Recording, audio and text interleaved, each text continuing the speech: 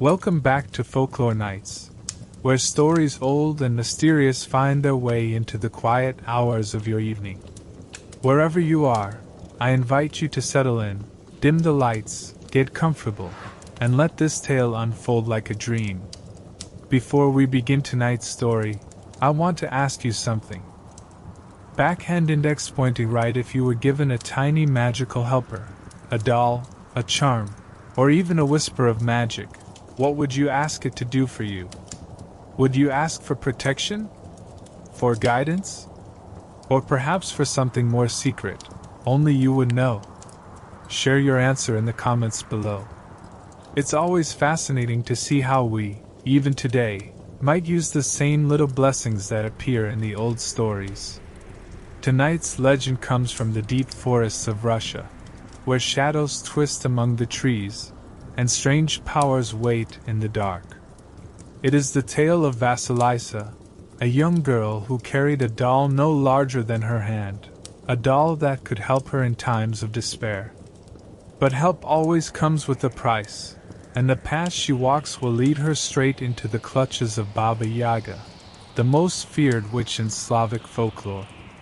This is a story of kindness and cruelty, courage and fear, and the strange bargains one must make to survive. So lean back, close your eyes if you wish, and let us step together into the world of Vasilisa the Beautiful. Long ago, in a small village nestled between wide rivers and endless Russian forests, there lived a girl named Vasilisa. From her earliest days, she was known not only for her beauty but for the quiet grace that seemed to follow her like the hush of falling snow. Her eyes were as clear as spring water, her hair dark as pine bark, and her step light as wind stirring through birch leaves. The villagers often whispered, though never cruelly. Some said she was blessed, others said she was touched by fate. Even the oldest women at the well, who claimed to have seen every wonder life could offer, agreed there was something unusual in the girl's presence, as if unseen spirits guarded her path. Her childhood began in warmth. Her father, a respected man, worked hard to provide, and her mother was a gentle soul, filling their home with love and the smell of fresh bread. In the evenings, Vasilisa would sit by the hearth and listen to her mother's soft voice as she told stories of magical birds, wandering spirits, and the witch called Baba Yaga, who lived deep in the woods in a hut that walked on chicken legs. But happiness is fragile, and even in the sweetest homes, sorrow comes. When Vasilisa was still a child, her mother fell ill. At first it was only a cough, a weakness in her step. Soon, however, the illness clung to her like the long Russian winter, wearing her thin. One evening, as the last light of the sun painted the room gold, her mother called Vasilisa to her bedside. Her voice was faint, like wind through brittle reeds, yet her eyes held a steady warmth. "Vasilisa, my child," she whispered, "my time in this world grows short. I cannot remain to guide you, but I will not leave you without help."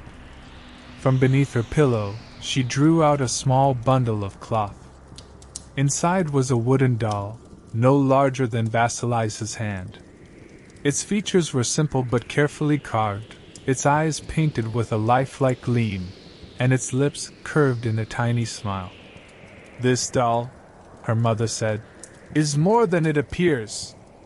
Keep it hidden, keep it safe. When sorrow weighs upon you, or when troubles are too heavy to bear, give it a piece of bread, a drop of milk, or a crumb from your table. Then whisper your heart's needs, and it will help you. So long as you care for it, and remain kind of spirit, it will never abandon you." Vasilisa's tears spilled, but she clutched the doll tightly to her chest, pressing it as if to hold her mother's love forever. That very night, her mother's strength faded, and she passed away as the fire crackled low. The house grew quiet, filled only with grief. Her father tried to hide his sorrow, but his shoulders bent under its weight. Vasilisa carried hers silently, drawing strength from the small doll her mother had entrusted to her, keeping it close to her heart. Time, as it always does, carried the family forward. Seasons turned, the snow melted into rushing rivers, spring returned with green shoots, and Vasilisa grew older.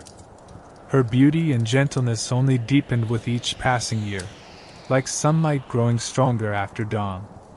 But her father was lonely. Though he loved his daughter dearly, the house without her mother's laughter felt hollow. At last, he chose to marry again. He hoped this would bring warmth back into their home, but instead, it opened the door to cruelty. The woman he chose as his new wife was sharp-eyed and cold of heart. She had 2 daughters of her own, and from the moment they stepped into the house, their envy of Vasilisa was clear. Her kindness made their spite sharper, her beauty made their jealousy deeper, and soon they resolved to make her life bitter. At first, it began with small things, whispers, little taunts, sly glances. But soon it turned into endless work. "Fetch the water," the stepsisters commanded. "Chop the wood, sweep the floor, scrub the clothes."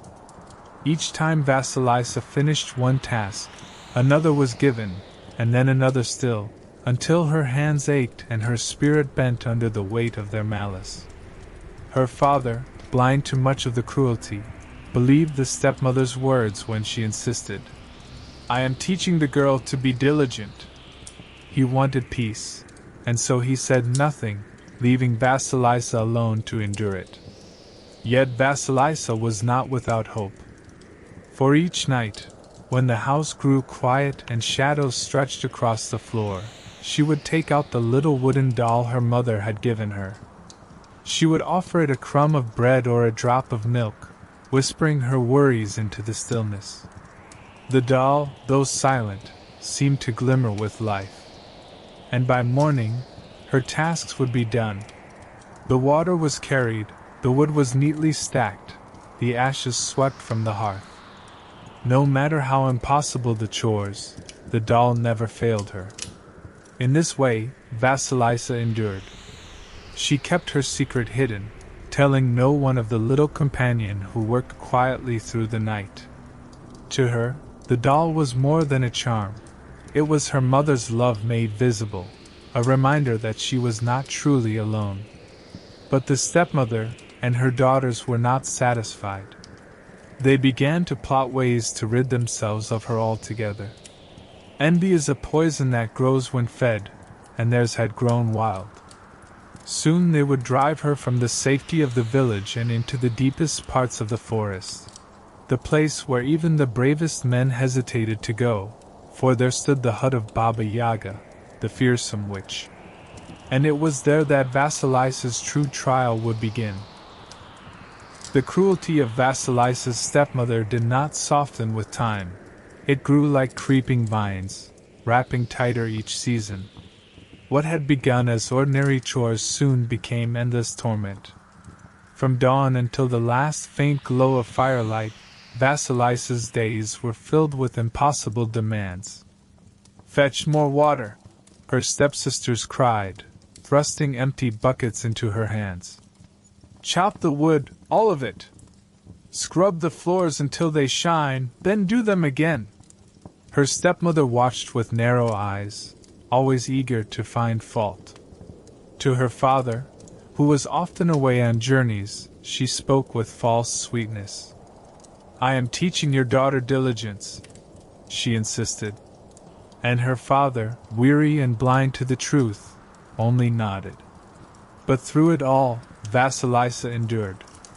By night, when her body was weak and her heart heavy, she would turn to her secret. She took out the little wooden doll her mother had given her, laid a crumb of bread in its tiny hands, and whispered her worries. The doll's eyes seemed to glimmer faintly, and by morning the work was done. Water filled the barrels, wood was neatly stacked, and the ashes swept away. The stepmother, however, was not satisfied. Envy gnawed at her like hunger. She longed not only to humble Vasilisa but to be rid of her altogether. One autumn evening, as the wind whistled cold and leaves scattered the ground, she devised her cruelest plan. She let the hearth fire burn low until it vanished, leaving the house in chill darkness. Then she turned to Vasilisa with a faint sigh. "Our fire is gone," she said. "Without it we cannot live. Someone must go into the forest and seek flame from Baba Yaga." At the mention of the name, even the stepsisters paled. Baba Yaga, the old witch of the deep woods, was said to live in a hut that walked on chicken legs, surrounded by a fence of human bones. Yet their mother's eyes glittered with malice as she spoke. "Vasilisa will go," she declared. "Yes, she will fetch fire from Baba Yaga herself. If she succeeds, we shall have warmth again. If she fails, well, it will be no great loss." The stepsisters smirked. "Poor little Vasilisa," they mocked. "Take care not to lose your way. The forest is hungry." That night, trembling, Vasilisa sat alone in her room. She pressed the doll to her chest and whispered, "Mother, you told me this doll would help me. Now I am sent into the dark woods, to Baba Yaga's hut. I am afraid." The doll warmed in her hands, as though alive. No voice came, but Vasilisa felt her fear ease, replaced by a fragile courage. The next morning, she wrapped herself in a cloak and stepped into the cold. Frost clung to the rooftops, the air bit at her cheeks, and before her loomed the black wall of the forest. With each step, the shadows deepened. Branches tangled overhead, muffling the light, and strange cries echoed in the distance. Yet Vasilisa pressed on, clutching the doll in her pocket. Hours passed. The path twisted, and the forest thickened until only thin rays of sun reached the earth. Every sound seemed louder: the crunch of her boots, the rustle of unseen creatures, the steady beat of her own heart. Suddenly she saw a rider. A man in white, cloaked like snow, upon a pale horse. He galloped past without a word, vanishing into the trees. Vasilisa stopped, uncertain whether it was real or a vision, but the doll warmed in her hand, urging her forward. Later, another rider appeared, this one in red, upon a steed the color of fire. He thundered past as the forest glowed briefly with sunset, then dimmed again. And as night descended, a third rider passed her by, cloaked in black, his horse dark as midnight. At once, the last light faded, and the forest was swallowed in shadow.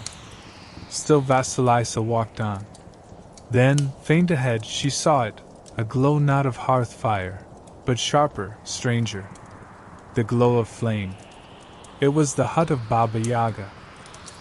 At last, Vasilisa reached the clearing. There it stood, the hut of Baba Yaga. It was like nothing she had ever seen. The crooked little house rested upon two giant chicken legs, which shifted and clawed the ground as though the hut itself were alive. Around it stretched a fence of human bones, their pale surfaces glowing in the firelight of skulls perched on every post. Within each skull, a flame burned, casting the clearing into a ghastly daylight even in the black of night. Vasilisa's heart pounded. The tales she had heard by her mother's hearth were no longer just stories. This was the place of horror and power, the dwelling of the witch who devoured the unwary.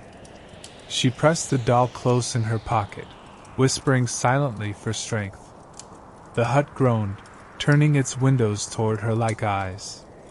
Its legs scraped the earth, and in a voice like grinding wood it seemed to call, "Why do you come here, little one?" Before she could answer, the door flew open. Out stepped Baba Yaga herself. The witch was terrible to behold. Her nose was long and hooked, nearly meeting her chin. Her tangled gray hair fell in ropes about her shoulders. Her bony fingers curled like talons, and her yellow eyes gleamed like coals. She carried a mortar as though it were a chariot, and leaned upon a pestle larger than Vasilisa herself. Well, well, Baba Yaga hissed, her teeth sharp and uneven. A tender morsel walks straight to my door. Few are so foolish. Do you not fear me, girl? I fear you, grandmother, Vasilisa answered, her voice trembling but polite. Yet I have been sent. Our fire is gone, and my stepmother has ordered me to ask if you will share your flame. Baba Yaga's laugh cracked the air, echoing through the trees. Fire, is it? You think I give fire freely? No, little mouse. Nothing in this world is given without work. If you want my flame, you will earn it. Her eyes narrowed, sharp as a hawk's. Stay and serve me. If you succeed, you may take fire home. But if you fail, then your bones will rattle on my fence. Vasilisa bowed her head. I will do as you command. Good, said the witch. She pointed her long finger toward the hut. Clean my house. Sweep my yard. Cook my meal.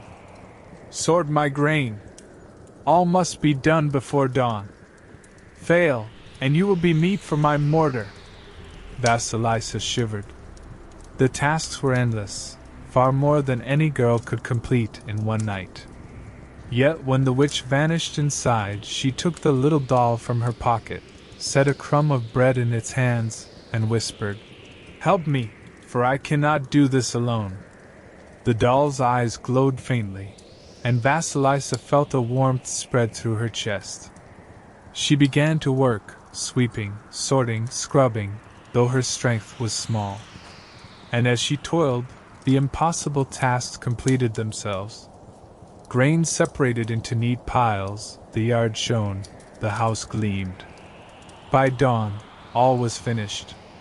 When Baba Yaga returned, her yellow eyes gleamed with suspicion. She stalked from task to task, searching for fault, but found none. The yard was spotless, the floor polished, the meal prepared. So, she muttered, you have done well for one night. But do not think it ends here. Tomorrow you will serve again, and then we shall see if you are truly clever or merely lucky. Vasilisa bowed low, hiding the small flicker of hope in her eyes. For though the witch was cruel, her mother's gift was stronger still. The first rays of dawn crept through the crooked walls of Baba Yaga's hut. Vasilisa opened her eyes, clutching the doll close against her chest.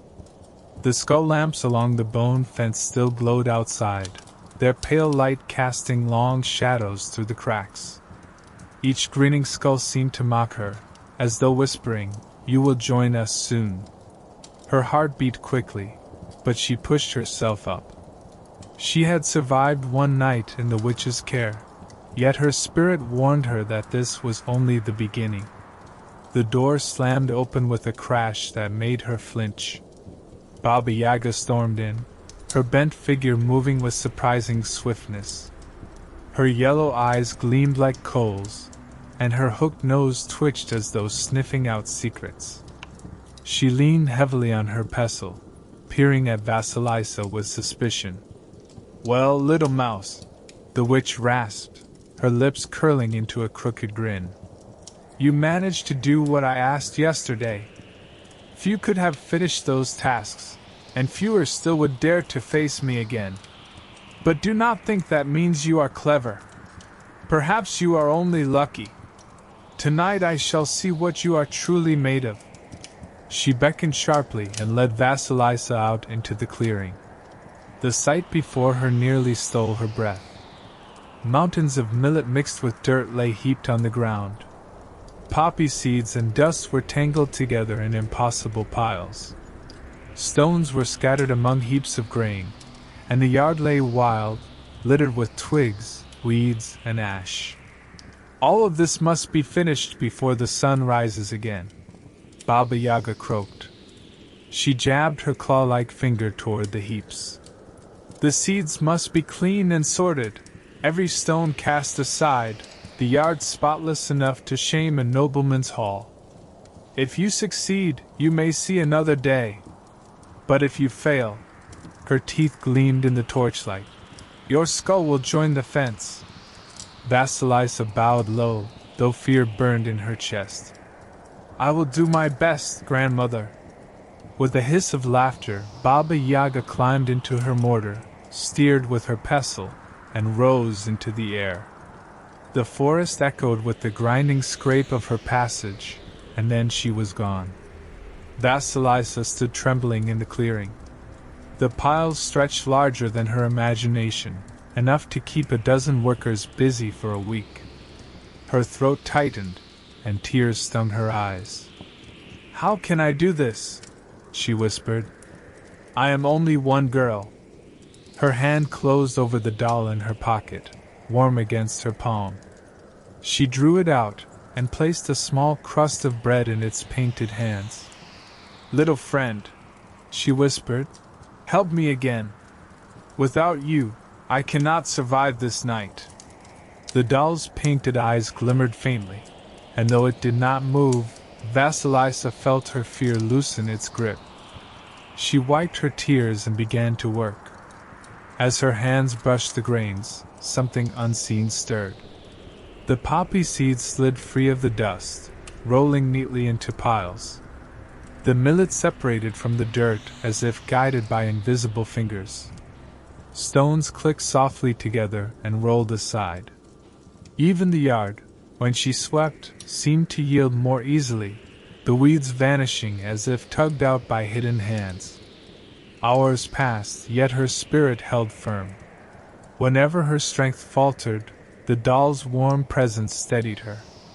By the time the moon reached its height, the yard was clean, the grains and seeds sorted, the stones cast aside. The impossible had been done once more. Vasilisa sat quietly at the edge of the clearing, the doll tucked against her heart. She dared not boast or smile, for she knew Baba Yaga would return by dawn, and the witch, she feared, would not be pleased to see her work completed so perfectly again. Just before dawn, the skull lamps flickered as if a wind passed through the bones. The clearing shuddered.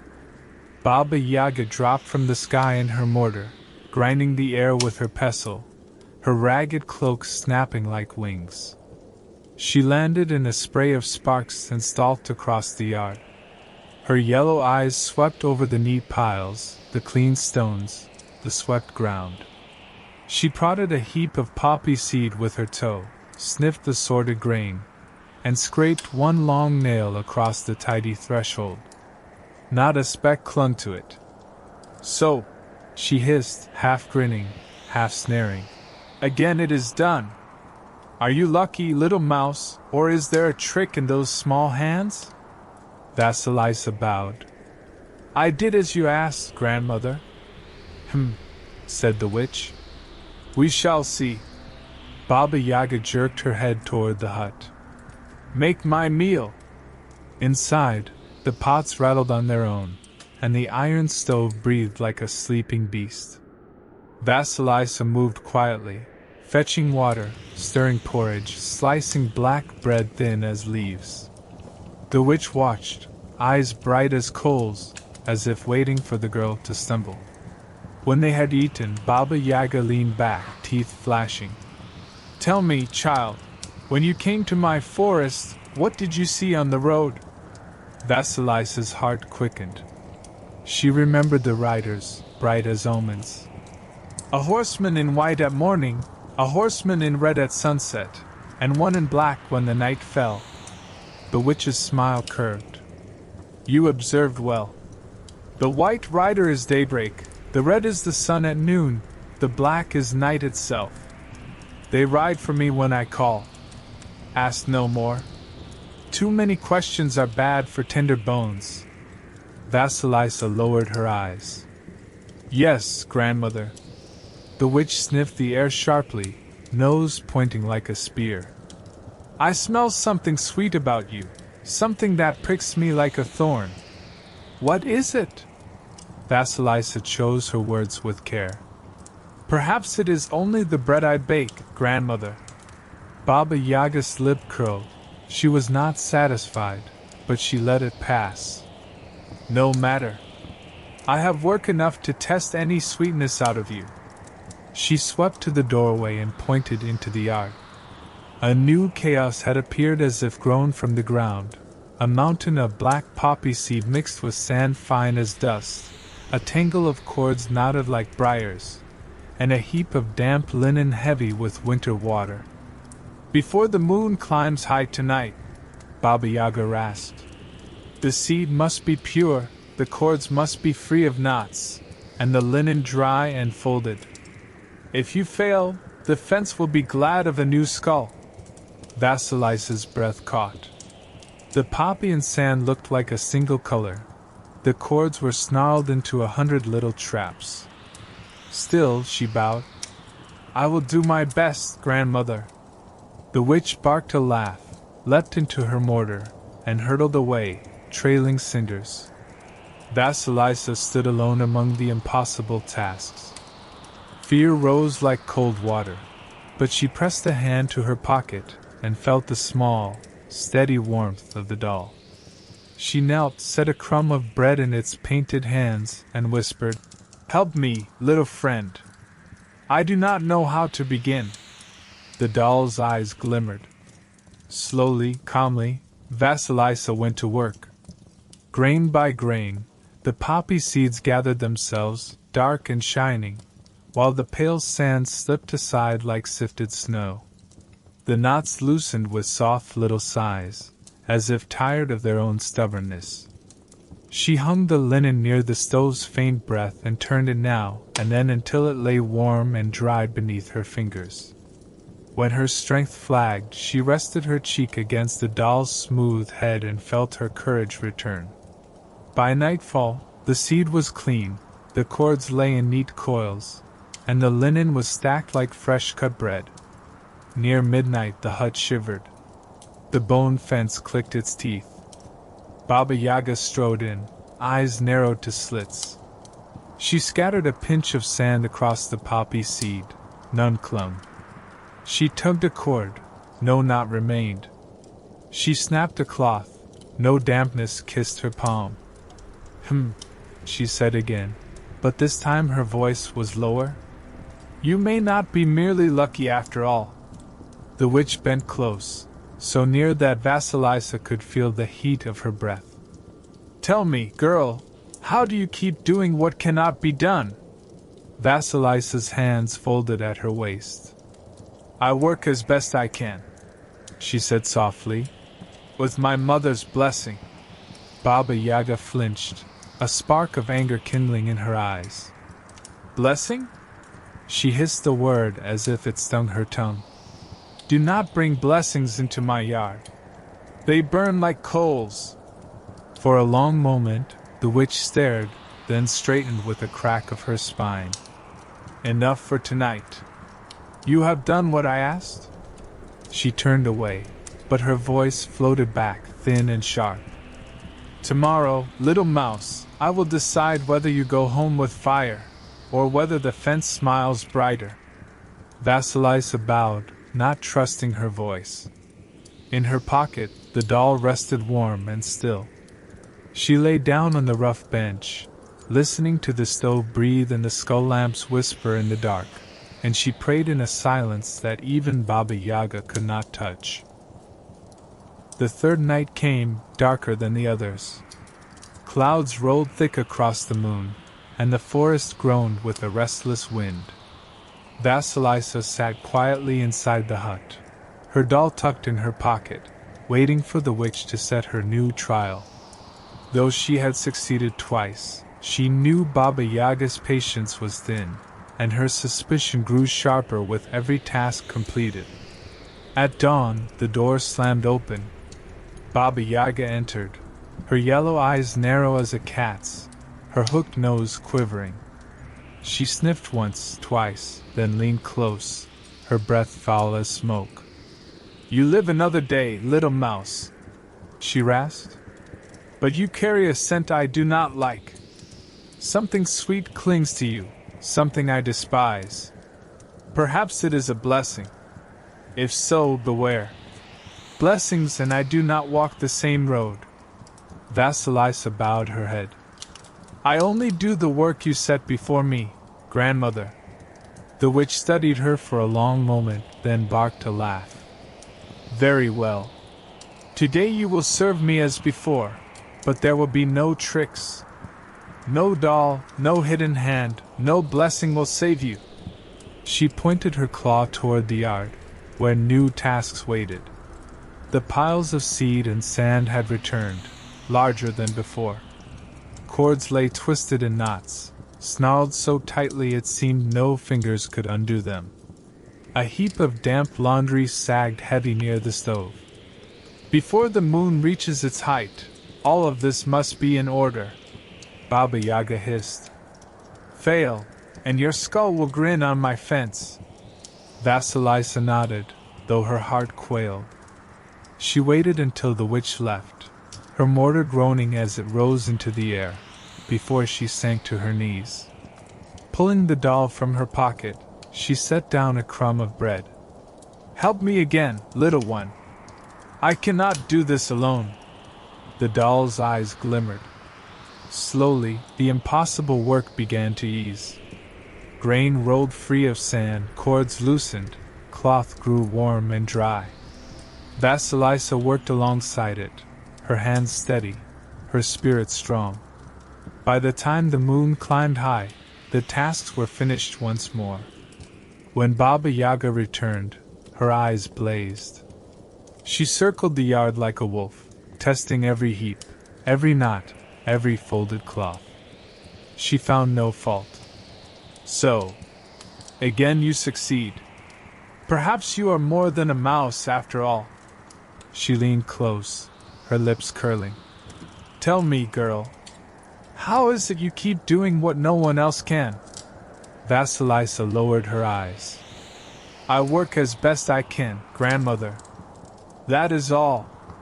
Baba Yaga's nostrils flared. You carry something with you, something that stings me like smoke.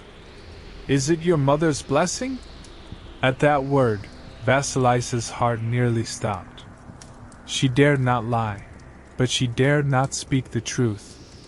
So she whispered only, I have my mother's memory, grandmother.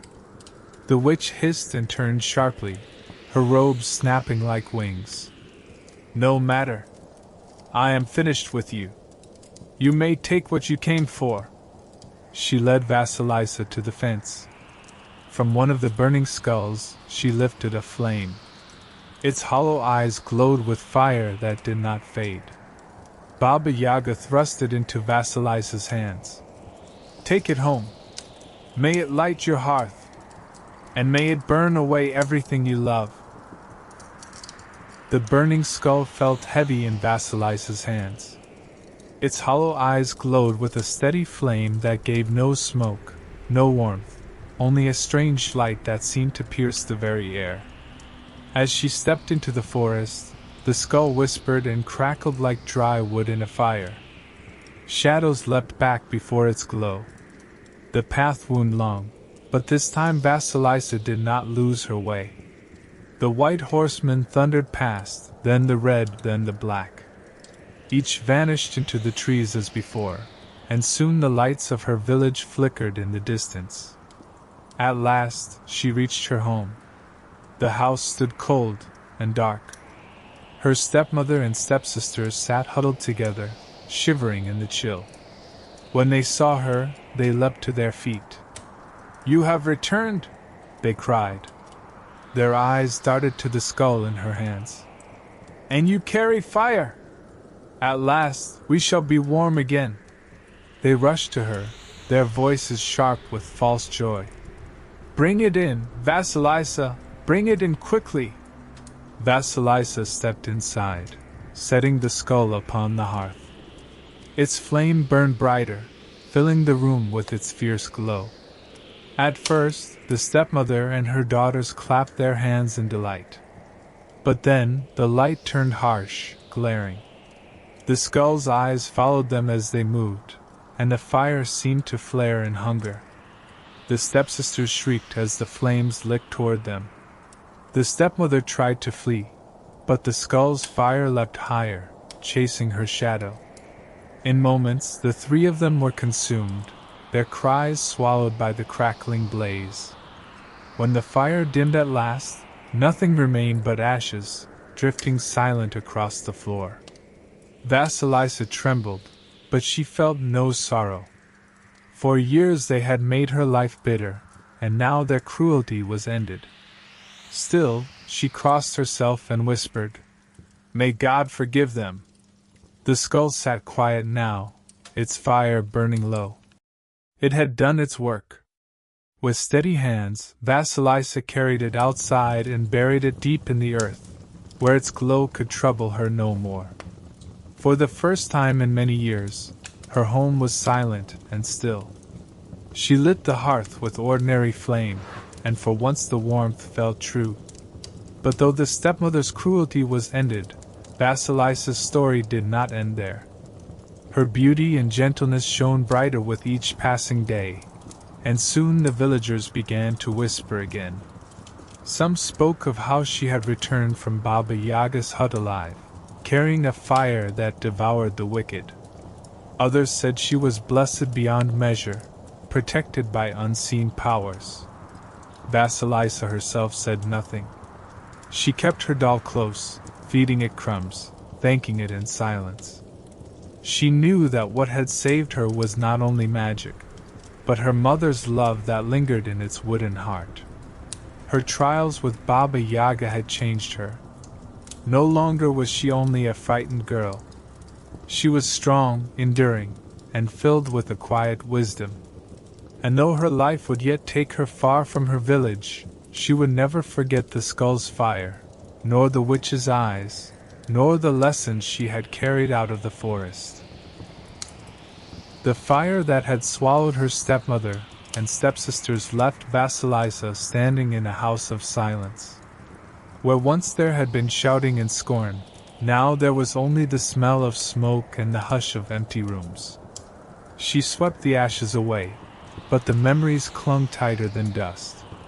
She could not forget the years of cruelty, nor the night when Baba Yaga's fire had burned with justice.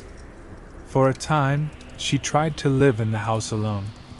Yet each corner reminded her of sorrow, and she soon felt like a ghost among ruins. The villagers, though curious, did not draw close. They whispered of her beauty, of her quiet strength, and of the strange fate that had spared her. Some called her blessed. Others murmured that she was dangerous, touched by powers best left alone. Vasilisa bowed her head at the gossip. She kept her voice soft, her eyes lowered, and answered no cruel word. Each day she carried her mother's doll in her pocket, feeding it crumbs, whispering thanks. The small figure remained her anchor, a silent promise that her mother's love had never truly left her. At last, she left the ruined house behind. An old woman, once a friend of her late mother, took her in. This woman lived simply, near the edge of the village, and welcomed Vasilisa with kindness. In her care, the girl began to grow not just in beauty, but in skill. Her mother had taught her to spin and weave, and now Vasilisa poured her heart into the craft. She spun threads so fine it gleamed like silver in sunlight. She wove cloth smoother than flowing water, stronger than flax should ever be. When neighbors glimpsed her work, they gasped and said no hands in all the land could rival hers. The old woman often watched in quiet pride. "Your fingers carry patience," she said, "and your patience carries blessing. This gift will change your life." One day she placed before Vasilisa a bundle of flax, the whitest and softest the girl had ever seen. "This," said the woman, "is the finest flax in Russia. It must be spun into the finest thread. No other hands can do it." Vasilisa bowed her head. She worked for many days, rising at dawn and laboring until stars filled the sky. Her spindle whirred like a song, steady and sweet, as her fingers coaxed the fibers into thread thin as a hair, strong as silk. At times her hands trembled, but she would slip her palm into her pocket, touch the doll, and find her strength again. When the last of the flax was spun, the old woman lifted the bundle of thread. It shimmered as though woven from moonlight. "No ordinary loom can bear such fineness," she murmured. "This is not cloth for common folk. It is cloth for kings." The thread was carried to the Tsar's palace. When the Tsar himself saw it, he marveled. "Let this be woven into linen," he commanded. Yet when his weavers tried, the thread snapped in their hands, too delicate for their clumsy looms. The Tsar frowned. "Then let the girl who spun it weave it herself. If she can create such marvels, let her finish the work." And so a royal messenger rode through the village gates, calling for Vasilisa the Beautiful.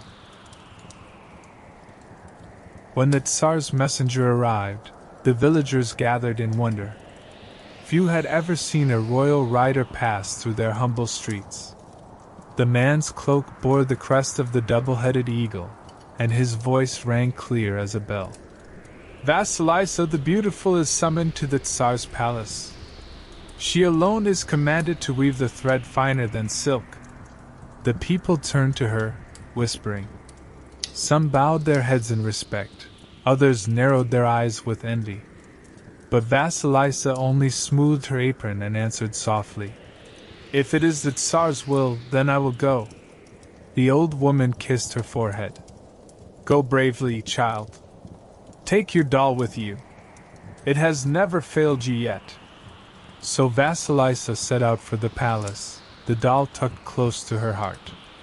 The road stretched long, but her steps were steady, and at last she stood before the Tsar's great gates. Guards in gleaming armor escorted her inside, where halls glittered with gold and polished stone. She had never seen such splendor, yet she did not falter. The Tsar himself awaited her in the great chamber. His eyes, sharp yet kind, studied her with interest. "So you are the girl who spun this thread?" he asked. Vasilisa bowed deeply. "Yes, your majesty." He motioned to the loom that stood ready. Upon it, the fine thread gleamed like moonlight. "Then weave it into cloth," he said, "for no one else can." Vasilisa stepped forward. Her hands, though trembling slightly, grew steady once she touched the thread. The loom seemed alive beneath her fingers. She worked with patience, guiding the shuttle back and forth. The doll in her pocket pressed warm against her palm, reminding her of her mother's love. Hours passed, then days. The court gathered often to watch, marveling at the sight. Slowly, a cloth emerged, smooth as glass, shining with a luster that seemed to capture both sunlight and starlight. The courtiers gasped at its beauty. Some whispered that no human girl could weave such wonders. At last, when the work was finished, the Tsar himself approached. He lifted the cloth, and light danced across its folds like fire on water. "This," he declared, "is no ordinary linen. It is a treasure." He turned his gaze upon Vasilisa again. "Tell me, girl, how did you learn such craft?" Vasilisa lowered her eyes. "My mother taught me, your majesty, and I have tried only to honor her." The Tsar studied her for a long moment. He was struck not only by her beauty, but by her humility and grace. Though she stood in a hall brighter than any she had known, she seemed untouched by pride. Instead, she carried a quiet strength, as if she had walked through fire and come out whole. "Then you have honored her well," he said at last. "And you have brought honor to all of Russia." From that day on, Vasilisa remained at the palace. She was given a chamber of her own, where she could weave and spin in peace. Yet word spread quickly among the courtiers that the Tsar's eyes often followed her. And though she bowed her head and worked quietly, the people began to whisper again. The Tsar looks kindly on Vasilisa the Beautiful. Perhaps her fate is greater still. Life in the Tsar's palace was unlike anything Vasilisa had ever known. The walls glittered with polished stone, the ceilings soared like the sky itself, and the air carried the scent of incense and roses. Yet despite the grandeur, Vasilisa carried herself with the same quiet grace she had shown in her village. She did not grow proud, nor did she forget her trials. She rose early, worked steadily, and kept her mother's doll close to her heart.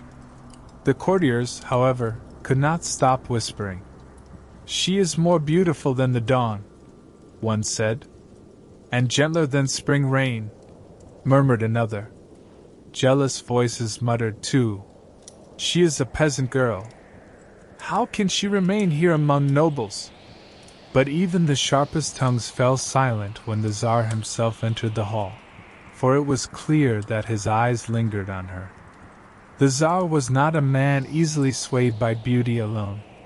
He had seen fair women from many lands, each adorned with jewels and silks. Yet Vasilisa carried no crown, no gold, no armor of wealth. Her beauty shone from within, soft, patient, and strong, like a candle that cannot be snuffed out. One day, the Tsar summoned her to his private chamber. She entered humbly, bowing low. He gestured to the chair beside him. "Sit, Vasilisa. I wish to speak with you, not as Tsar to subject, but as man to woman." Her heart trembled, yet she obeyed. He studied her face with searching eyes.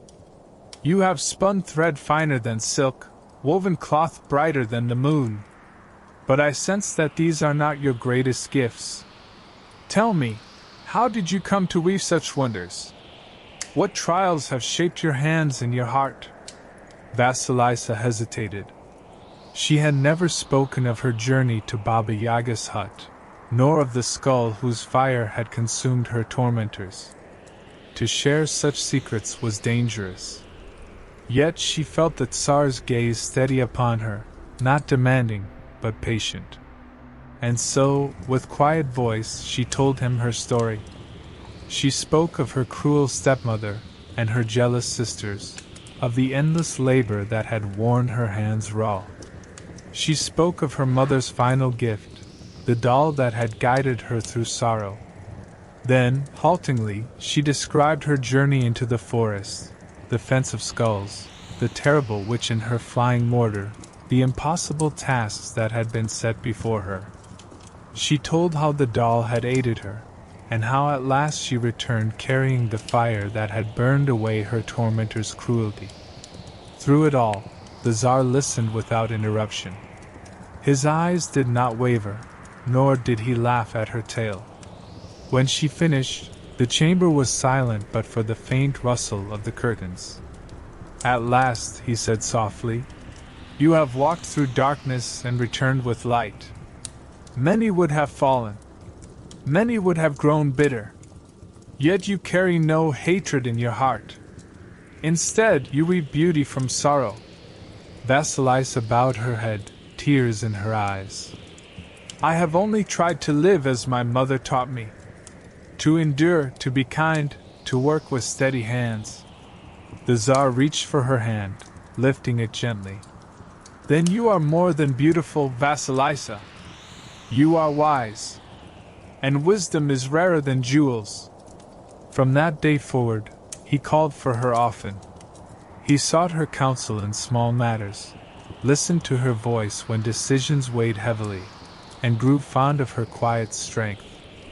The courtiers watched, some with envy, some with awe, as the bond between Tsar and maiden deepened. Yet in her pocket, the doll remained.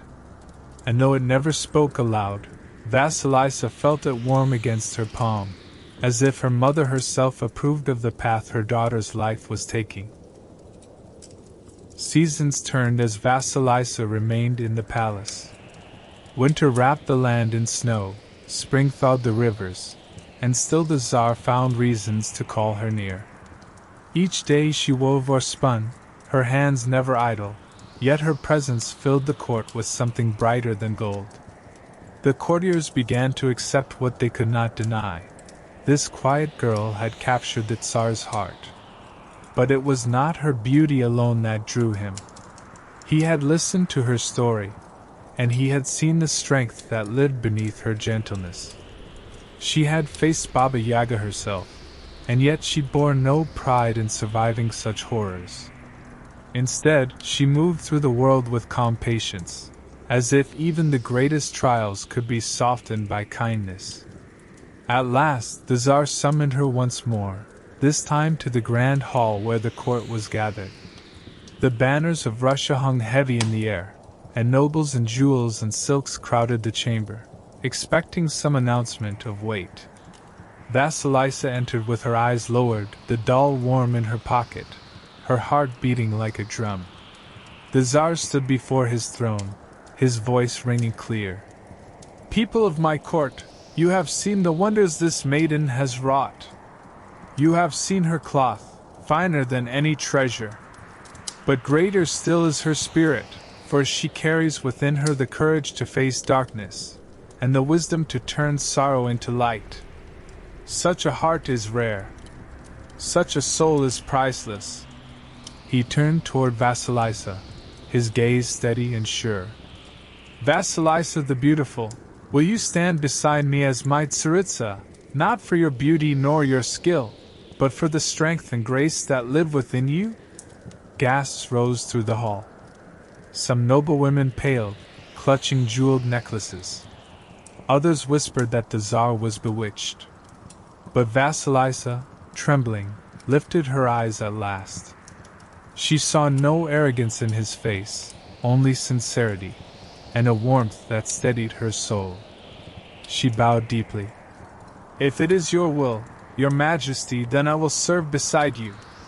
I will be faithful to you, as I have been faithful to my mother's blessing." The hall erupted, some with joy, others with disbelief, but the Tsar smiled as though the noise did not matter. He lifted Vasilisa's hand, placing upon it a ring of gold, and declared before all, "Then let it be so. Vasilisa the Beautiful is now Tsaritsa of all Russia." The wedding was held with splendor, yet Vasilisa remained humble.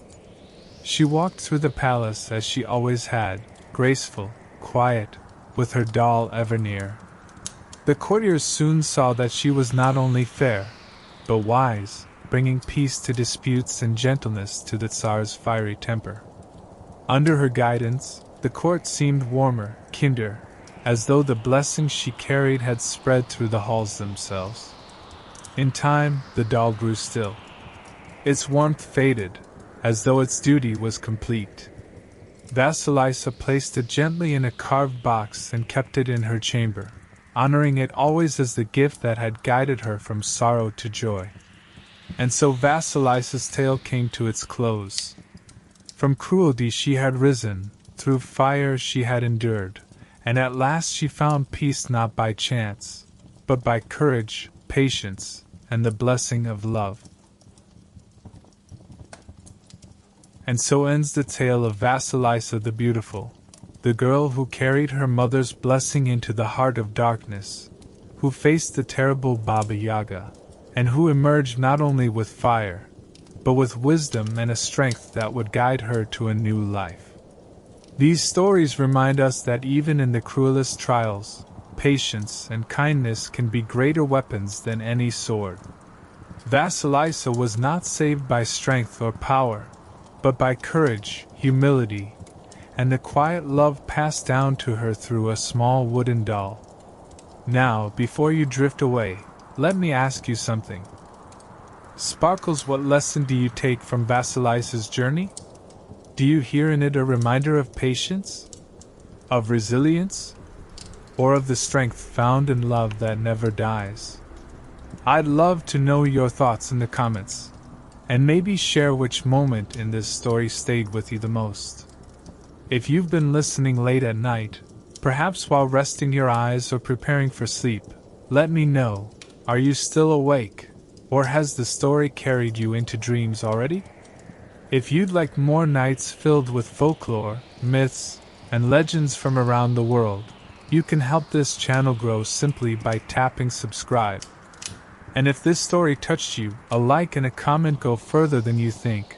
They tell the YouTube algorithm to share folklore nights with others who love these timeless tales. And of course, if you'd like to wander deeper into these forests of story, stay tuned. Each week we bring new voices from old legends, stories to keep you company as night settles in. Thank you for spending your time here. May your night be peaceful, may your dreams be bright, and may you carry a little of Vasilisa's courage with you into tomorrow. Until next time, this has been Folklore Nights. Crescent Moon Sparkles.